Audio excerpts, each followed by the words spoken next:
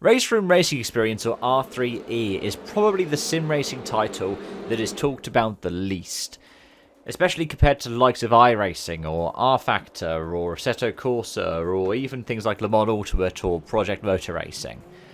But I think that that's a bit harsh. Its latest update is immense, and we're going to talk about the new cars, the new graphics, and the new multiplayer system that could change the fortunes of the sim racing title. Now, some of you might not know what RaceRoom Racing Experience is, and that's completely fine. R3E is a free-to-play sim racing title that you can then buy the additional content for to top it all up. Imagine sort of iRacing, but without the membership model, and also all of the content is cheaper. The main difference is, because a lot of the licenses include liveries, you purchase the additional livery separate as well if you're buying the individual car. But you can often buy lots of things in a pack, and you get the premium pack, which has most of the content in the game, for quite a reduced rate, especially again compared to iRacing. It's akin to usually about a year's worth of membership, and that's before you think about any kind of sales, which there are a lot of as well. It has been the official game for the World Touring Car Championship and then WTCR, and it's also the official simulator for DTM, with classic and modern content featuring prominently in the simulator. The most recent update brought in hypercars, it brought in a new Supertourer, but the main things that they focused on in addition to that were an overhaul to the multiplayer, as well as an overhaul to the graphics engine to make things seem a bit more modern.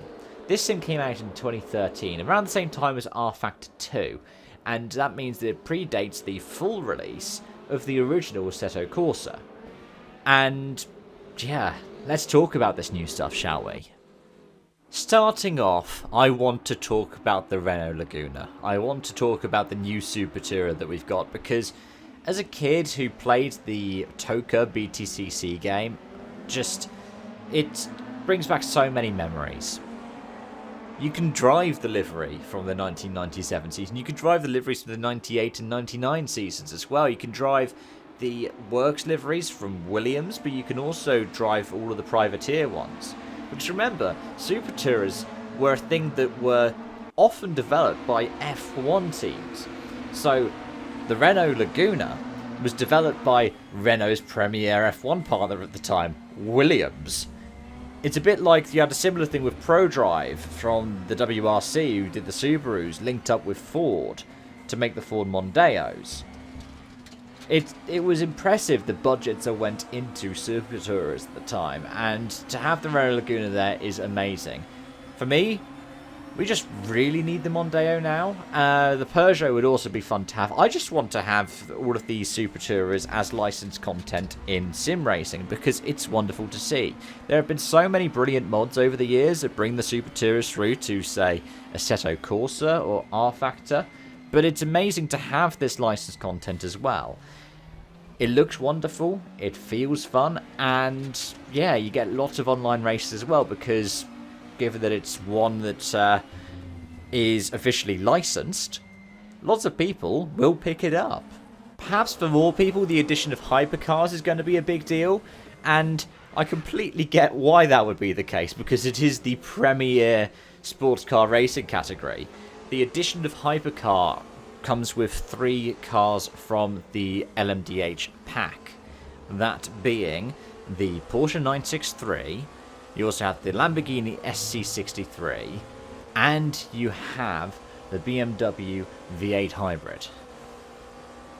It's great to have all of these different cars in the simulator, because they are somewhat different as well. I think they're all built on different chassis. I think you've got, a Ligier, you've got a Multimatic, and you've got a Dallara. But what you also get with it as well is you get the ability to drive with any of the active liveries that have been in IMSA or WEC for the past couple of seasons.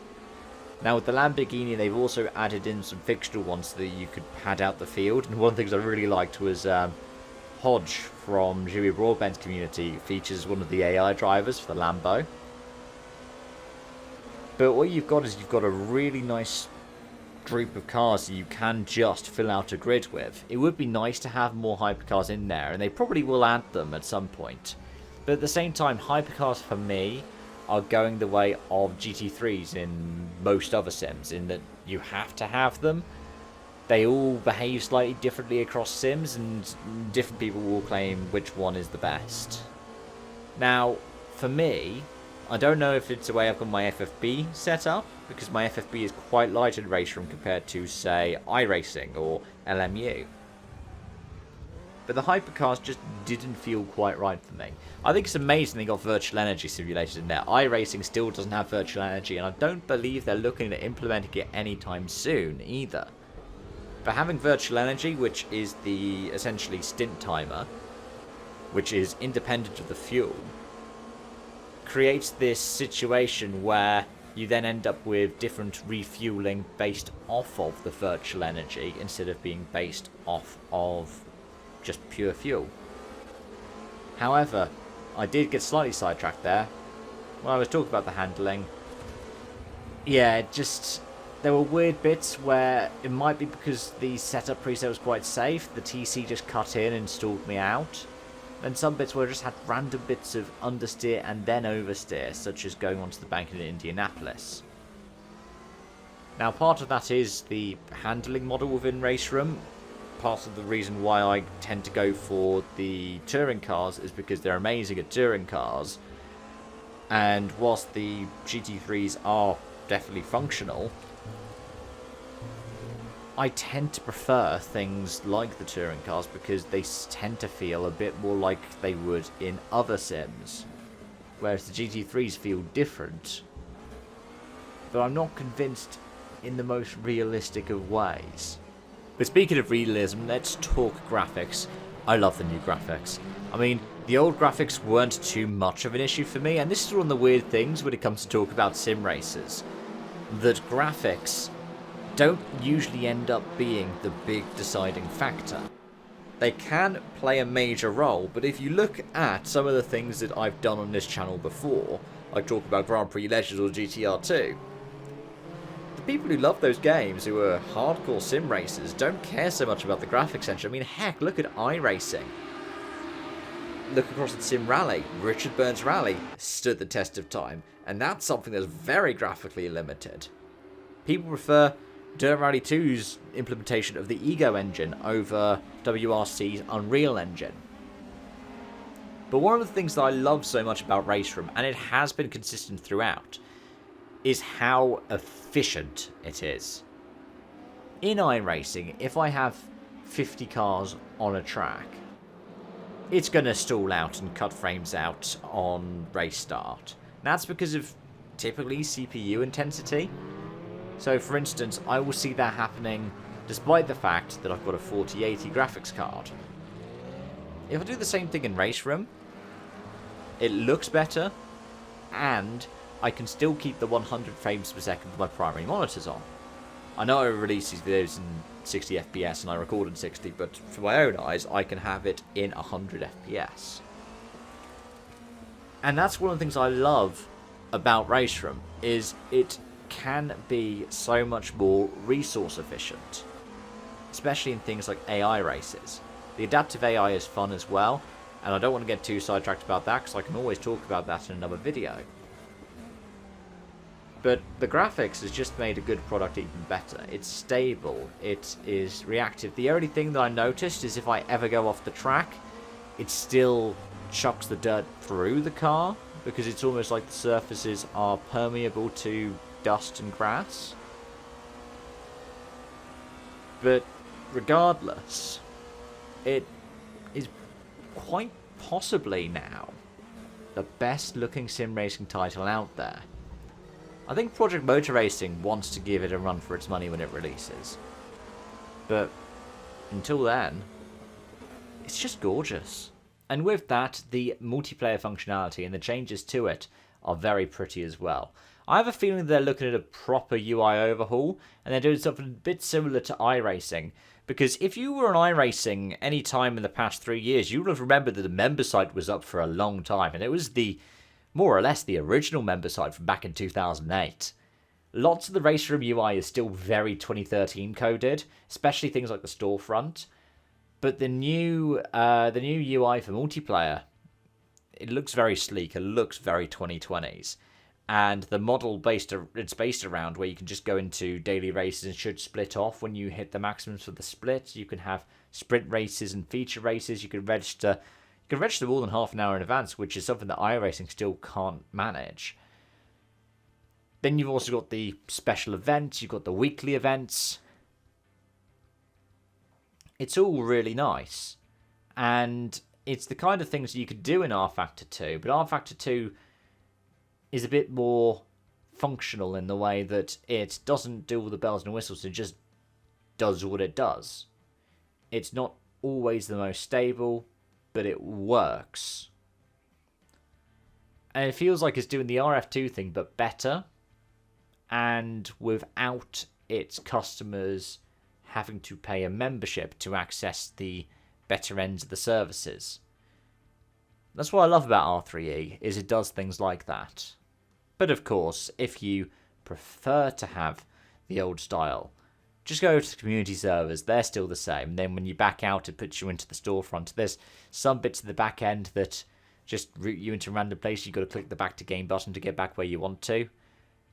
But if you're not looking at going down that rabbit hole, you can just go into the new thing, look through them, and go back out, which is nice. Now, I do want to wrap this up by briefly talking about prices and whether or not I reckon it's worth it. The Hypercar pack is around £20 and roughly around €20 or $20. The individual cars, so the Laguna or any of the individual Hypercars, are around 7 or 8. And the question then is, are they worth it? I would always towards the iRacing comparison. Would you choose to buy 2 cars in RaceRoom or just 1 in iRacing? That's the difference that you have when you're looking comparing those 2 models. Sometimes it's a bit of a kind of false equivalency, especially considering that the most recent release for LMU, if you bought the ELMS Car Pack 1 by itself, was a tenner, and you get a car and a track with it, and the car is its own class. So imagine if you were able to bundle in 1 hypercar with Daytona, which isn't the most unrealistic. You can kind of do that in RaceRoom, but that is still closer to the £15 than £10. That said, the Super Tourers are one of the most popular things when it comes to RaceRoom, if not for the actual in-game stuff itself, than for the communities. And hypercars, from what I've been able to see, are fast getting there too. So I would say that they are worth it. But the thing with the Laguna is it's not, I don't think, in the Super Tourers pack, at least yet. So if you're looking for a Super Tourer, you either just get the pack and choose one of the other cars that are in there, they're all amazing as well, or you choose that you are going to buy the Laguna itself. I think that's the best way to do it. When it comes to the hypercars, unless you're thinking seriously about alternating between all of them, find one that you quite like. I chose the Porsche because I liked the livery on the Porsche, the one that I picked, the 75. I think it looks really pretty. But what came a close second was the 50 years of the BMW M badge for the M Hybrid V8. Yeah, that is a weird way to look at it, but that was what ended up being my deciding factor. You might have something different to me. You don't need to own all the cars or all the liveries to be able to run races in them, and I love that. I love that more and more sim racing titles have gone the iRacing route with that, because I feel like that was one of the best things that iRacing had to offer with its licenses. But let me know what you think about that. And while you're here, let me know what you think of all of the content in the R3E release in the comment section down below. Have you tried it out? Have you never played RaceRoom before and now you want to try it out? Or does this still mean that you're not interested in having a look at that stuff? Do let it be known. While you're there, let me know of any things that you'd like me to cover on the channel in the future. I'm eyeing up future releases, both in terms of updates and new titles that are coming up in the coming weeks and months. And in addition to all of that, if you are interested in me covering the real world of motorsport, you can find my racing channel in the description section down below as well.